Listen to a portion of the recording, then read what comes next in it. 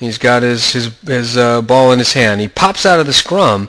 If somebody then in turn comes in and hits him, okay, there's going to be a more of an effect on this poor guy. Okay, the market works in the same way when you think about the mentality of traders. Okay, think about the guys that are selling and they're pushing the market down.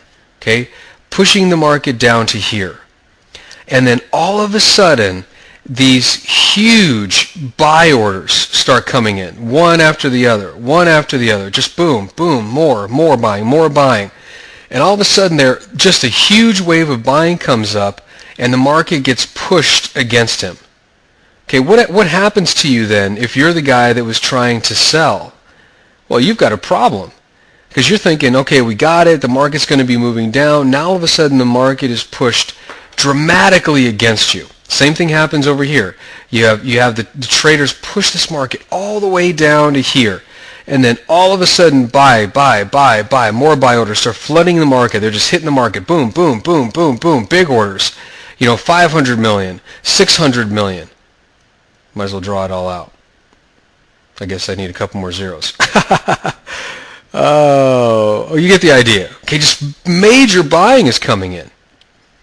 Well, the same thing applies. You've made a huge effort, but because of the size of it, the impact is greater, so it drives the price all the way back up. Just the same as with the example where you've got the poor rugby guy running down the field. I'm sorry, I know a few words of rugby, but he breaks out, and if somebody comes along and smashes into him so hard and the ball pops out, it may tumble down the field. So now the team is worse off than they were. Same thing in American football. Somebody comes and hits the quarterback with a lot of force.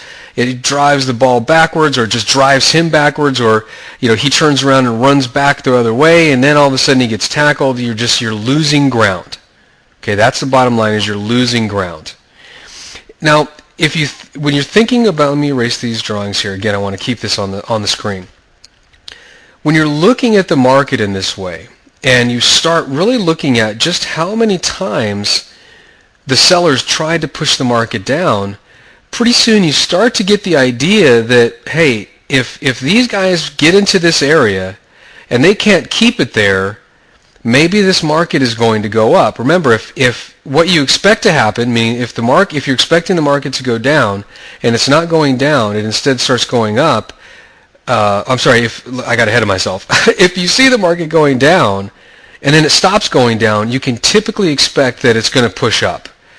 And this applies, let me be clear about this. This applies for liquid markets. If you're trading a market that's not very liquid, that may not necessarily be the case, where the market pushes down. If it's not going down, it's going to go up, and vice versa. If the market's going up and then it stops, it's probably going to go down. This only really happens in liquid markets. So by counting the number of drives down here, we can start to get a bias. Okay, now what does this bias mean? What it means is that for some reason there are more buyers down here. Do you need to know why? No. Do you need to become an economic wizard to understand this? No. All you have to do is understand that if the fundamentals truly do drive price, then what that means is, let me erase this. Get this all off of here. What this means is that for whatever reason, the economics of the British pound and the US dollar are bullish in this box. How do you know that they're bullish? Because right here and right here, they push the market back. You don't need to sit there and understand why or study economics for 20 years to try and get the stuff. There are guys out there who are advising traders and advising hedge funds and advising banks, and they're saying, hey, if the pound gets between 94.25 and 92.15, we need to be net buyers. That's all they know.